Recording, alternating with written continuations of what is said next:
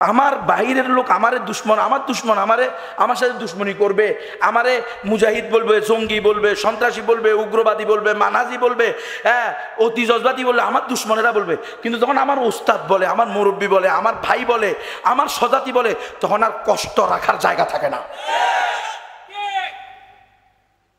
জিহাদের কথা বলা মানাজি কেন? খেলাফার কথা বলা মানাজি?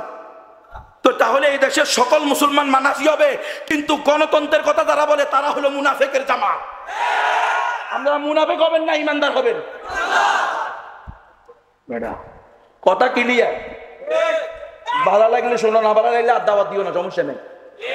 আমরা ওয়াজ করি খাই না, আল্লাহ খাওয়াই এই জন্য খাই। এর গোড়ার ডিমের ওয়াজ বেটা জীবনে দাওয়াত দিবেন না, লিখে দিবেন, হুজুর বলবেন গুনবী কিশোরগঞ্জে ঢুকা নিষেধ। বেটা আমগরে তাগুতে ওই 19 জনের লিস্টে নাম দিছে, 119 জনের লিস্টে নাম দিছে, সেটারে আমরা ভয় করি না। আমরা আব্রাহাম লিঙ্কনের ভয় করি না, আমরা সুপার পাওয়ারের ভয় করি না। তোমার মতো এই সমস্ত ল্যান্সারের ভয় করার সময় আছে। আল্লাহ রব্বুল ইজ্জতের দরবারে লাখো কোটি শুকরিয়া যে আল্লাহ রব্বুল ইজ্জত দয়া মায়া করে আমাদেরকে ইহসান করে আমাদের উপর থেকে জগদ্দল পাথর, এই বাংলাদেশের ইতিহাসে সবচেয়ে বড় জালেমা, বাংলাদেশের ইতিহাসে সবচেয়ে বড় স্বৈরাচারিণী, বাংলাদেশের ইতিহাসে সবচেয়ে বড় অহংকারিণীকে আল্লাহ তাআলা নির্মমভাবে পরাজিত করে এই দেশ থেকে পালিয়ে যেতে বাধ্য করেছেন। আলহামদুলিল্লাহ। গণ আন্দোলনের সামনে দেশের মানুষ তাদেরকে ঘৃণা করেছে। কেন? তারা জালেম, জালেমা, তারা জুলুম করেছে। মানুষ তাদেরকে ঘৃণা করেছে। কেন? তারা টেন্ডারবাজি করেছে, তারা চাঁদাবাজি করেছে, রাহাজানি করেছে, খুন করেছে, ঘুম করেছে, অন্যায়ভাবে উলামায়ে কেরামের রক্তপাত ঘটিয়েছে, অন্যায়ভাবে এই দেশের তাওহীদি জনতাকে বছরের পর বছর জেলখানার অন্ধকার প্রকোষ্ঠে আবদ্ধ করে রেখেছে, যার ফলশ্রুতিতে এই দেশের ধর্ম বর্ণ নির্বিশেষে সকল মানুষ তাদের বিরুদ্ধে জেগে উঠেছে। আলহামদুলিল্লাহ। সকল মানুষের জাগরণের কারণে তারা এখান থেকে চলে যেতে বাধ্য হয়েছে। এটা আল্লাহ তাআলার পক্ষ থেকে আমাদের উপরে বহুত বড় ইহসান, যার কারণে আজকে আমরা কোনো ধরনের বাধাহীনভাবে, কোনো ধরনের বাধা ছাড়া এতগুলো আলেম, এতগুলো মজলুম আলেম, এবং আলহামদুলিল্লাহ যারা যে কোনো হক কথা বলতে কোনো প্রকার ভয় করে না, তাদেরকে আমরা এখানে নিয়ে আসতে পেরেছি। যদি ওই তাগুতি, ওই জালেমার প্রশাসন এখনো থাকতো, তাহলে দেখতেন আপনাদের হুজুরদের জুতা ক্ষয় হয়ে যেত, পেরেশানি শেষ থাকতো না। হ্যাঁ, কনসার্ট করতে, যাত্রা গান করতে, পালা গান করতে, হ্যাঁ ড্যান্স ক্লাব করতে, নাইট ক্লাব করতে, সেগুলোর অশ্লীল বেহায়া অনুষ্ঠান করতে কারো অনুমতি লাগতো না। কিন্তু আল্লাহর জমিনে আল্লাহর কালামের বাণী উম্মতের সামনে খুলে খুলে বয়ান করতে হলে ওই দাঁড়ায়া পেশাব কর্ণওয়ালাদের অনুমতি লাগতো। এতটুকু দেউলিয়া হয়ে গেছিলাম, এতটুকু হ্যাঁ আমরা আমাদের অস্তিত্বহীন হয়ে গেছিলাম। কেমন জানি আমরা এই দেশের ভাড়াটিয়া হয়ে গেছিলাম, অঘোষিত ভাড়াটিয়া। তো আল্লাহ রব্বুল ইজ্জত আবার প্রমাণিত করলেন এই স্বৈরাচারী সরকারের পতনের মাধ্যমে আল্লাহ তাআলা কোন জালেমের জুলুমকে স্থায়ীভাবে চলতে দেন না। ইন্না বাতশা রাব্বিকা লাশাদীদ। রব্বুল আলামিন ধরেন না, ছাড় দেন, কিন্তু যখন ধরেন তখন আর ছাড়েন না। সেটাই আল্লাহ তাআলা আবার প্রমাণিত করলেন। আলহামদুলিল্লাহ, পুরা দেশবাসীর মধ্যে এক ধরনের একটা স্থিতিশীলতা, মানুষের ভিতরে এক ধরনের দিলি ইতমিনান এহসাস হইতেছে, অনুভূতি হইতেছে যে সব মানুষ, হ্যাঁ ধর্ম বর্ণ নির্বিশেষে সবাই খুশি। তবে এটাকেই আমরা চূড়ান্ত বিজয় মনে করি না। চূড়ান্ত বিজয় শুধুমাত্র সেই দিনই হবে যেই দিন এই দেশে খেলাফা প্রতিষ্ঠা হবে। চূড়ান্ত বিজয় একমাত্র সেই দিনই হবে যেই দিন এই দেশে ইমারা প্রতিষ্ঠা হবে। চূড়ান্ত বিজয় একমাত্র সেই দিনই হবে যেই দিন এই দেশের ব্যক্তিগত, পারিবারিক, সামাজিক, রাষ্ট্রীয়, এমনকি আন্তর্জাতিক অঙ্গনেও কোরআনী শাসন প্রতিষ্ঠিত হবে। এর আগে আমরা চূড়ান্ত বিজয় বলতে পারি না, এটা হলো সাময়িক বিজয়। একটা বিষয়ে আমরা বিজয় লাভ করেছি আলহামদুলিল্লাহ।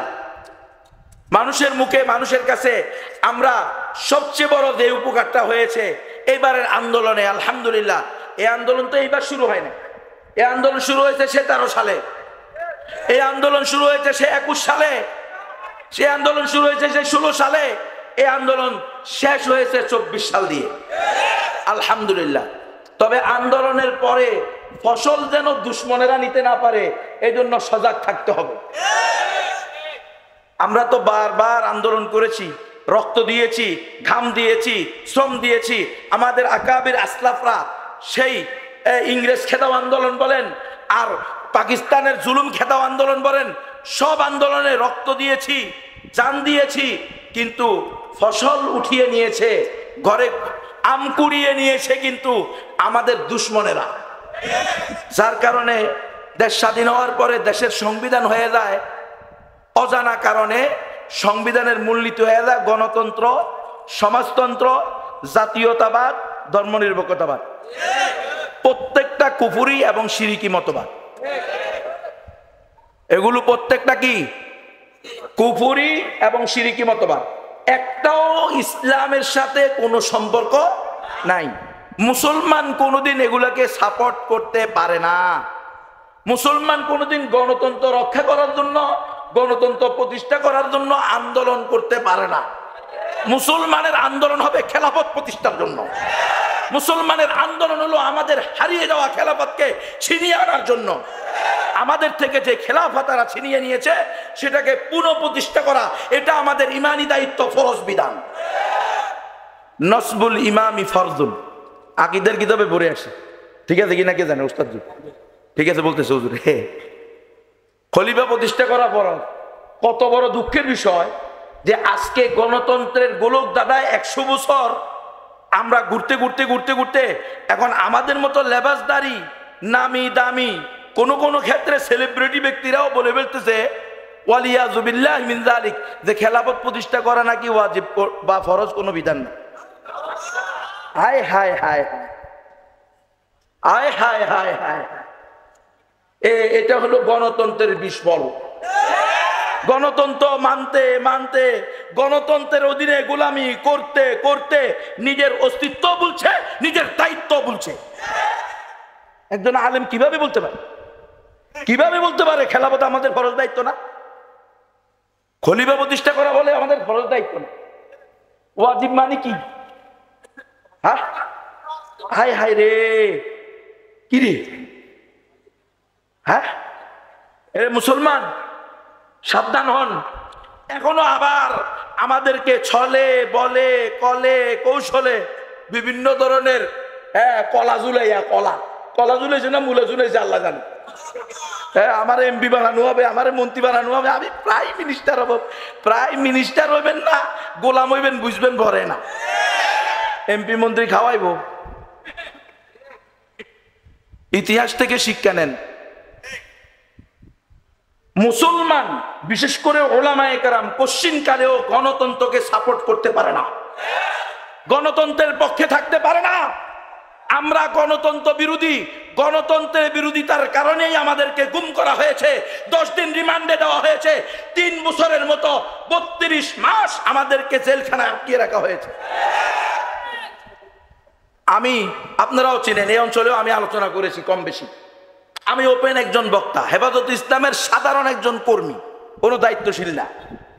আমি দাওয়াতের কাজ করেছি, মুসলমানদের মধ্যে আমলের দাওয়াত, অমুসলিমদের মধ্যে ইমানের দাওয়াত, নবমুসলিমদের পুনর্বাসন, খ্রিস্টান মিশনারির বিরুদ্ধে গণজাগরণ, জনসচেতনতা তৈরি করা। তাহলে আমি কি গোপন ব্যক্তি?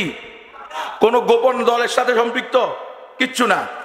কিন্তু আমাকে গুম করে 10 দিন চোখ বেঁধে হাত বেঁধে রাখা হয়েছে অন্ধকার রুমের ভিতরে। একদিন কারেন্ট লটকায়া, কারেন্টের শর্ট দিয়ে পিটাইছে আর বলছে যে তুমি কেন বলো একমাত্র সঠিক ধর্ম ইসলাম। তো আমি বলছি কি বলবো? বলে এটা আমি বলতাম যে এটা তো আল্লাহরই হুকুম, আল্লাহই বলছেন ইন্নাদ দীনা ইনদাল্লাহিল ইসলাম, আল্লাহর নিকট একমাত্র মনোনীত গ্রহণযোগ্য ধর্ম হলো এই কথাটা পর্যন্ত আমরা বলতে পারি না। একমাত্র সঠিক ধর্ম ইসলাম, এই কথা বলতে কি লজ্জা লাগে, ভয় লাগে? তো তাহলে আলেম পরিচয় দেন কে, মুসলমান পরিচয় দেন? ইসলাম একমাত্র সঠিক ধর্ম, মুসলমান ছাড়া আর কেউ জান্নাতে যাবে না। তাহলে কোনো হিন্দু শহীদ হবে না, কোন শাতিমুর রসুল শহীদ হবে না, কোন নাস্তিক শহীদ হবে না। নাস্তিক শহীদ হবে? শহীদ হইতে হলে আগে মুসলমান হইতে হবে। ও তো কাফের, ও তো বেঈমান, তো আবার কিভাবে কি হয় শহীদ হয়? দেখেন, আপনি যদি আলওয়ালা ওয়াল বারা এর সীমা রেখাকে ঠিক না রাখেন, হ্যাঁ, এর প্রাচীর সীমান্ত প্রাচীর ঠিক না রাখেন, এটাকে যদি ভেঙে দেন, তো কোন সময় আপনার মেয়ে হিন্দুকে বিয়ে করবে আর আপনার ছেলেকে খ্রিস্টানের কাছে বিয়ে দিবেন আপনি নিজেও বুঝতে পারবেন। খুব ভয়ঙ্কর বিষয়। আমি বললাম আল্লাহর ঘোষণা হলো একমাত্র সঠিক ধর্ম ইসলাম, আর আমরা ওলামায়ে কেরাম এবং মুসলমানরা হলাম আল্লাহর প্রতিনিধি, আল্লাহর পক্ষ থেকে দায়িত্বশীল কর্তব্যপ্রাপ্ত। আমরা, আমাদের দায়িত্ব আল্লাহ যা বলছেন সেটা বলা। বলে না এই দেশ গণতন্ত্র দিয়ে চলে, সুতরাং তোমাকে বলতে হবে সকল ধর্ম সঠিক। তখন আমি বললাম যদি এইটাই আপনাদের উদ্দেশ্য হয় তাহলে ক্রস ফায়ার দিয়ে দেন, আমাকে ছাড়ি দিয়েন না। ছাড়ি দিলে আমার একই ওয়াজ করব, গণতন্ত্র কুপুরি এবং শিরিকি মতবাদ, গণতন্ত্র দিয়ে ইসলাম প্রতিষ্ঠা সম্ভব না, সুয়ের ছিদ্র দিয়ে ওট ঢুকা সম্ভব। মুসলমান খোদার কসম করে বলতে পারি ইনশাআল্লাহ আমি গুনাহগার হব না, এই গণতন্ত্র দিয়ে ইসলাম প্রতিষ্ঠা সম্ভব না।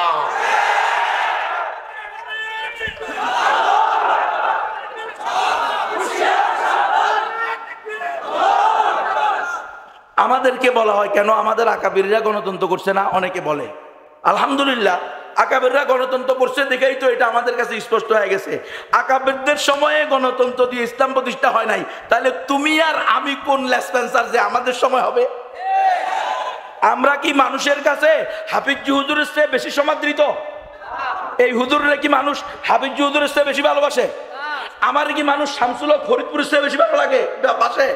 আমাকে কি মুফতি আমিনের চেয়ে বেশি ভালোবাসে? কথা বলেন। আমাকে কি শাইখুল হাদিস আল্লামা আজিজুল হকের চেয়ে বেশি মানুষ ভালোবাসে?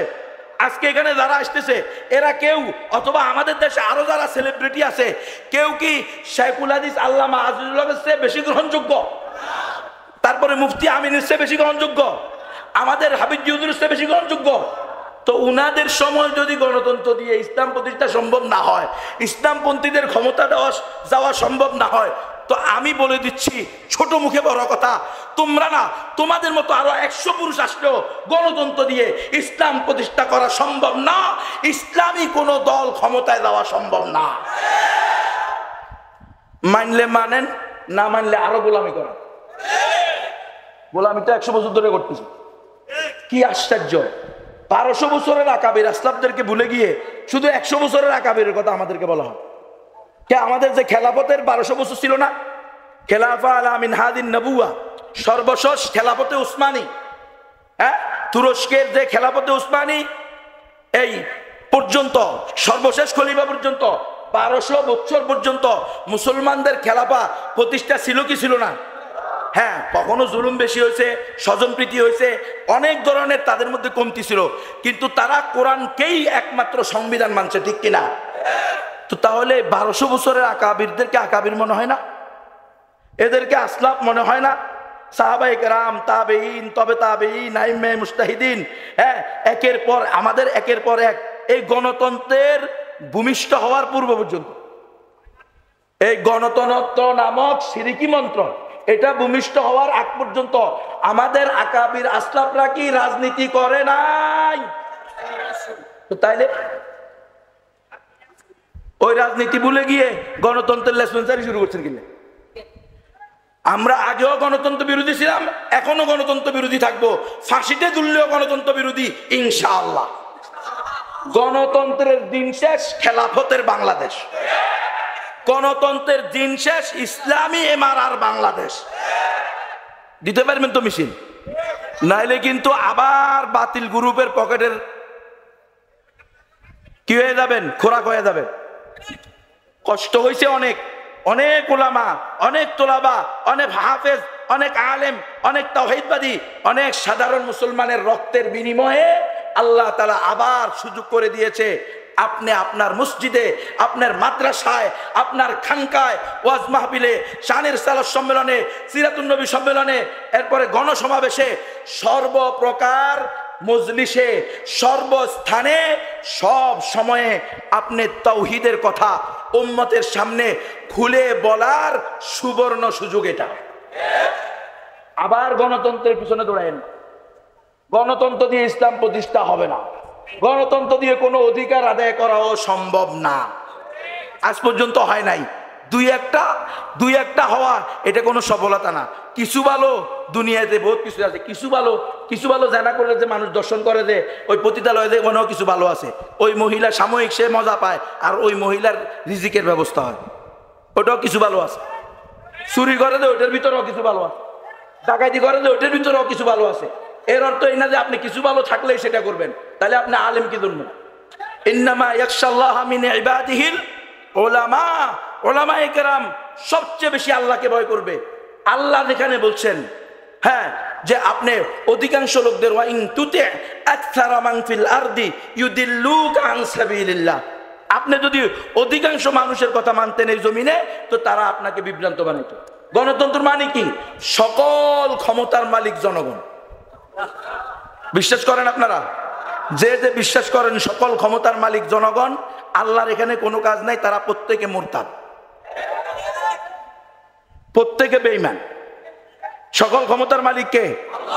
আল্লাহ। আমি কওমি মাদ্রাসায় বিশেষ করে আমাদের দেওবন্দি সিলসিলার উলামায়ে কেরাম, তোলাবায়ে ইলমকে বলবো, বাবারা, ভাইয়েরা, পায়ে ধরি, গণতন্ত্রের পিছে আজ যায়েন না। দেখেন, এই গণতন্ত্র দিয়েই কিন্তু খেলাফতকে ধ্বংস করা হয়েছে। আমাদের থেকে খেলাফত ছিনিয়ে নিয়ে তারা আমাদেরকে বাই রোড করে দিল, বাই ক্যানেল করে দিল, আলাদা একটা নদীপথ করে দিল, মূল স্রোত বন্ধ করে দিয়ে, যে এখন তোমরা আর আল্লাহর দেওয়া ফরজ বিধান, রসুলের সুন্নাহ, সাহাবায়ে কেরামের পদ্ধতিতে খেলাফার দিকে যেও না, এখন তোমরা গণতন্ত্রের দিকে যাও। রাজনীতি বললে গণতন্ত্রের রাজনীতি, সমাজতন্ত্র, জাতীয়তাবাদ, ধর্মনিরপেক্ষ। কিরে, লেনিন, কার্ল মার্কস, মাও সেতুং আর আব্রাহাম লিঙ্কনের মতবাদ যদি এখানে চলতে পারে, বুক ফুলিয়ে যদি তাদের দালালেরা তাদের আদর্শ বাস্তবায়ন করতে পারে, প্রসার করতে পারে, তাহলে আমরা উলামায়ে কেরাম, আমরা নবীর ওয়ারিস, আমরা তাদের চেয়ে বেশি একমাত্র সঠিক ধর্ম, একমাত্র সঠিক আদর্শ, মুহাম্মদ আরবির আদর্শের কথা তার চেয়ে বেশি বলতে পারি।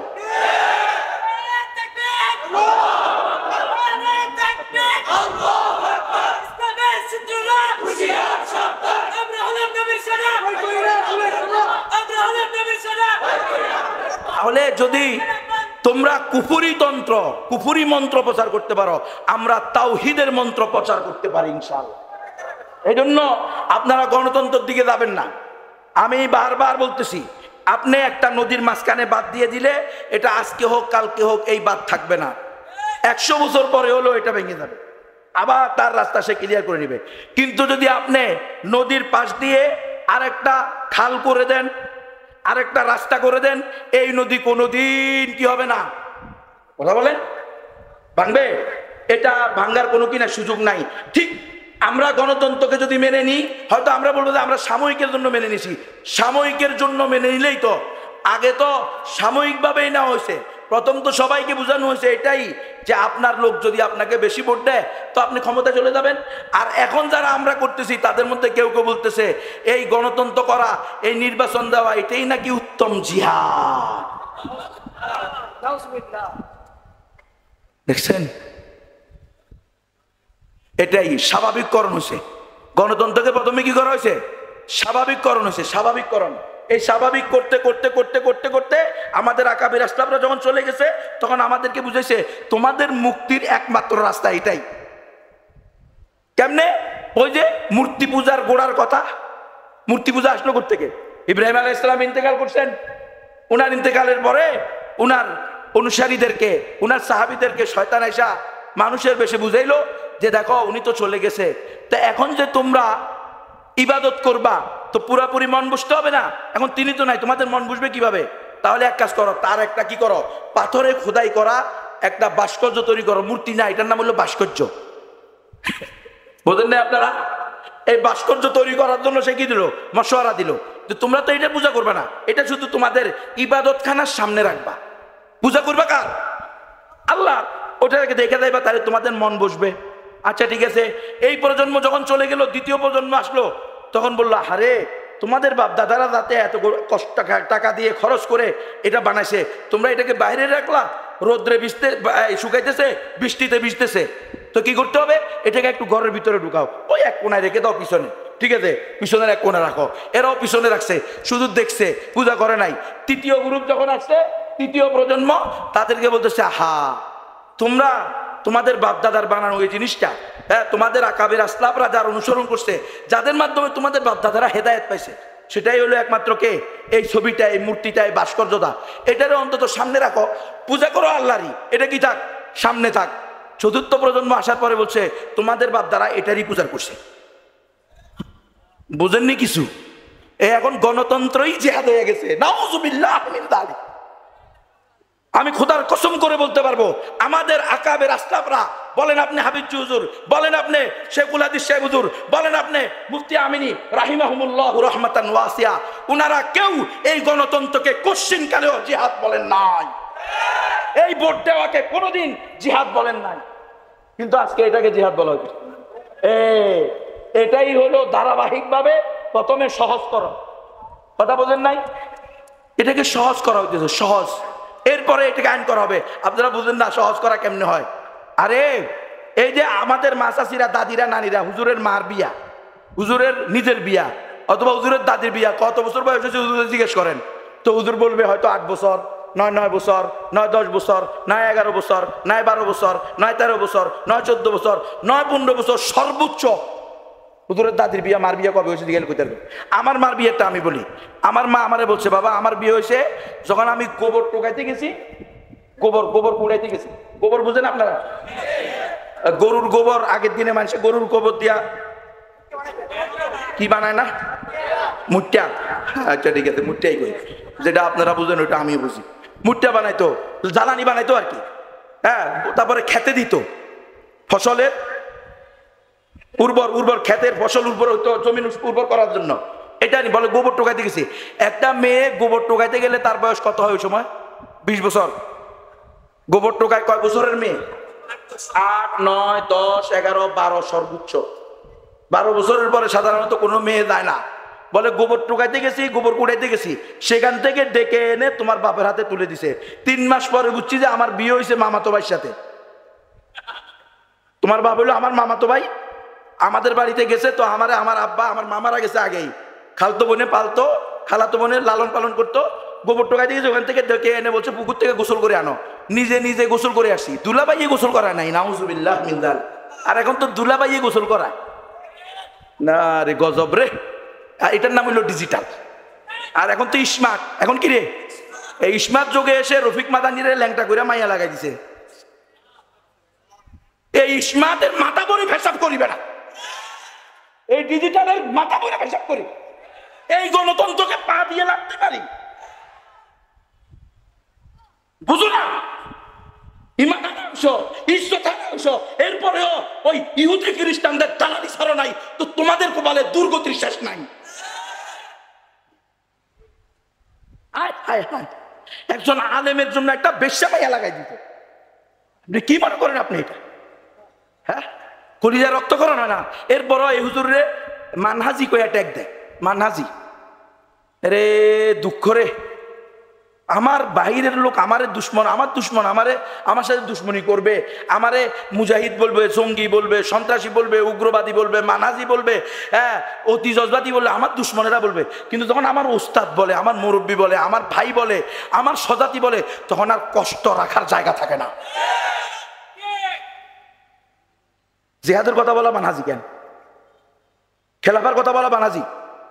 তো তাহলে এই দেশের সকল মুসলমান মানহাজি হবে, কিন্তু গণতন্ত্রের কথা যারা বলে তারা হলো মুনাফিকের জামাত। আমরা মুনাফিক হবেন না, ইমানদার হবেন। কথা ক্লিয়ার? ভালো লাগলে শোনো, না ভালো লাগলে আর দাওয়াত দিও না, সমস্যা নেই।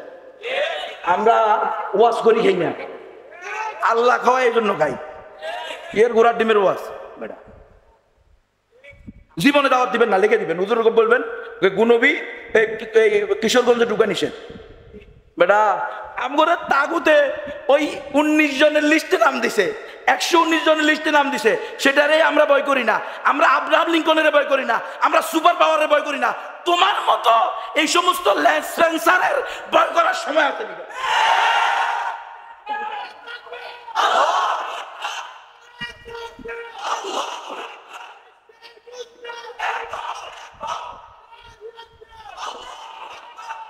আমার মা বলতেছে ওখান থেকে ধরে এনে বিয়ে দিছে, 3 মাস পরে বুঝছি যে আমার বিয়ে হয়েছে, এরপরে একটার পর একটা বাচ্চা হয়েছে 12 জন। আল্লাহু আকবার।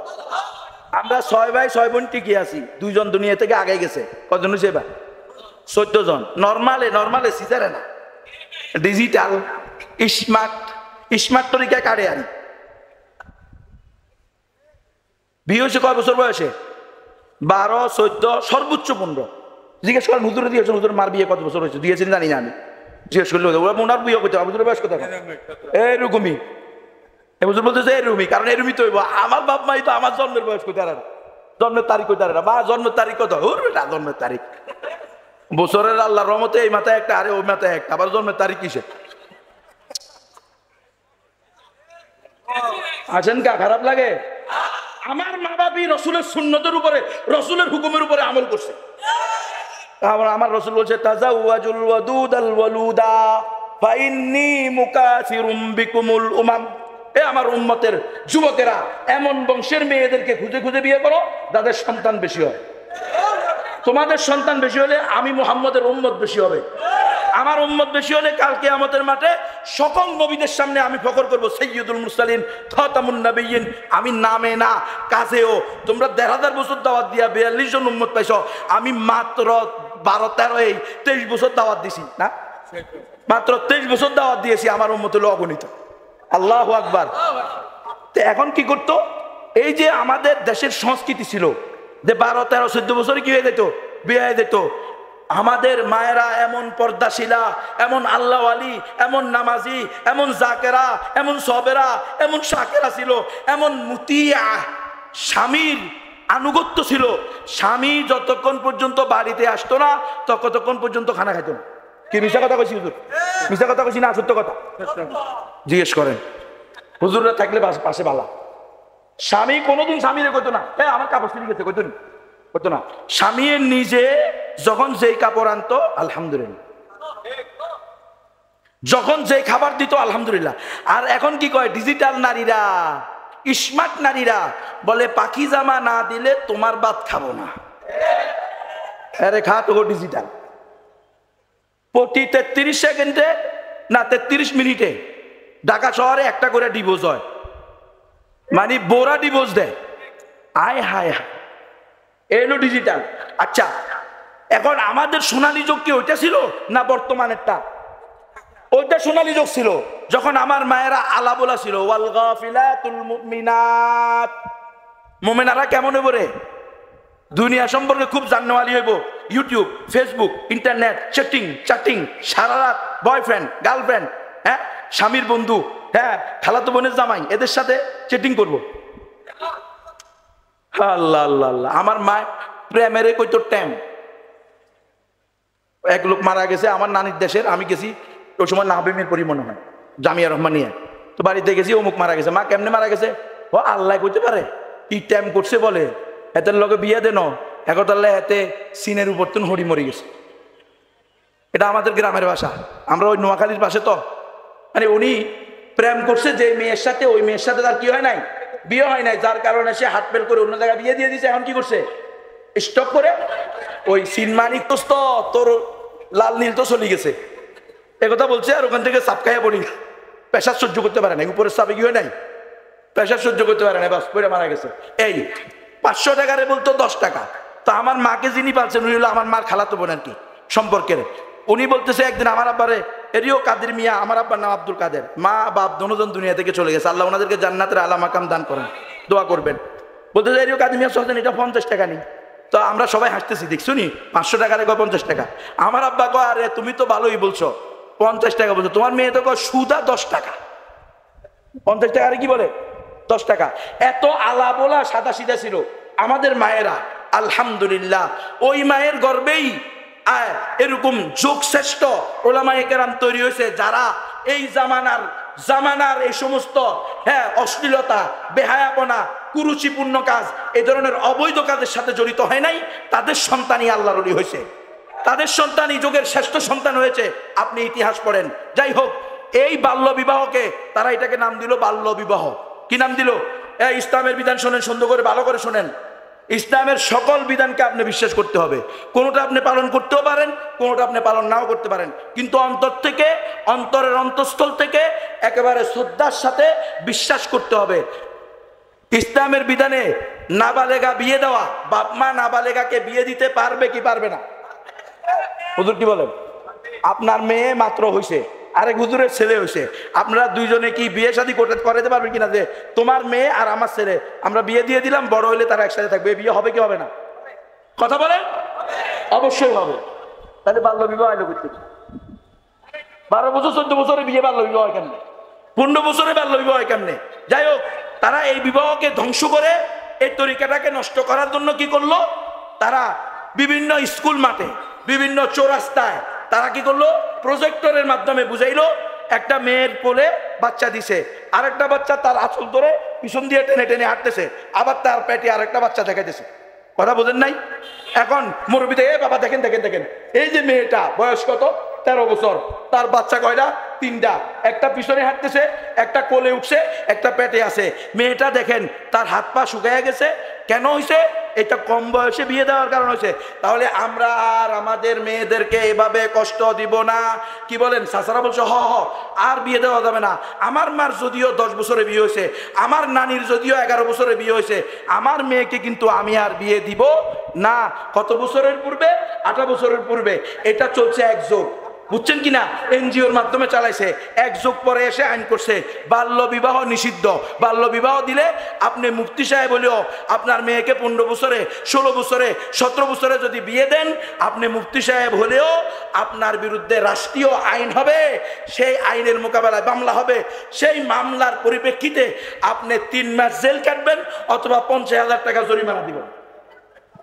তো প্রথমে তারা এটাকে সহজ করছে। ঠিক তেমনি ভাবে আজকে আমাদের উপরে তারা আমাদের খেলাফতকে ছিনিয়ে নিয়ে গণতন্ত্রকে প্রাথমিকভাবে আমাদের আকাবির আস্তাবদেরকে, আমাদের মুরব্বীদেরকে, আমাদের মুরব্বীরা আমাদের চেয়ে হকপন্থী সাদা সিধা আলেম ওলামা ছিল, ঠিক কিনা? নবীর প্রকৃতবার ছিল। ওনাদেরকে বুঝেছি হুজুর সমস্যা কি? আপনার মুসলমানরা যদি আপনারা ভোট দেয়, আপনি তো ভোট পাইয়ে দেবেন, আপনি চলে যাবেন ক্ষমতায়, আপনি সেখানে গিয়ে ইসলাম প্রতিষ্ঠা করবেন। অথচ তারা এই গণতন্ত্রের সিস্টেমটাই এমন ভাবে করছে, আপনি গণতান্ত্রিক তরিকায় ক্ষমতায় গেলেও কশ্চিন কালেও ইসলাম প্রতিষ্ঠা করতে পারবেন না। যেমনটা পারে নাই মোহাম্মদ মুরসি, পারছে? যেমনটা পারে নাই আলজেরিয়ার মুসলমানরা 90% ভোট পেয়ে ক্ষমতায় গেছে, ইসলাম প্রতিষ্ঠা করতে পারে নাই। তো মোহাম্মদ মুরসির ব্রাদারহুড এসে আর আলজেরিয়ার মুসলিম কমিউনিটি থেকে আপনার আর আমার বাংলাদেশের মুসলিম কমিউনিটি কিন্তু এত মজবুত না। সুতরাং আমি পায়ে ধরে বলবো, আমার হকপন্থী ওলামায়ে কেরাম, আপনাদের পায়ে ধরি, আমাদেরকে আপনারা যাই বলেন বলেন, আমার তালেবে ইলম ভাইয়েরা, প্রিয় ছাত্র ভাইয়েরা, স্কুল কলেজ ভার্সিটি সর্বঘরানার যারা নিজেকে মুসলমান দাবি করো, প্রত্যেকের আমি পায়ে ধরে বলবো, আকুল আবেদন করব, আল্লাহ তাআলা সুযোগ করে দিয়েছেন। মনে রাখবা, সুযোগ সব সময় আসে না, সুযোগ সব সময় হয় না। আপনি আর আমি যদি এই সুযোগকে, এই গনিমাকে, আল্লাহর এই নিয়ামতকে কাজে লাগিয়ে ইসলামী খেলাফার পক্ষে, ইসলামী শরিয়ার পক্ষে, ইসলামী ইমারার পক্ষে আমরা যদি মুসলমানদেরকে উদ্বুদ্ধ না করি, বরং আমরা গণতন্ত্রের স্রোতের সাথে গা ভাসিয়ে দিই, তাহলে আমরা কশ্চিন কালেও সফলতা আনতে পারবো না। নারে তাকবীর, নারে তাকবীর। রহমানী সাহেবের আগমন, রহমানী সাহেবের আগমন।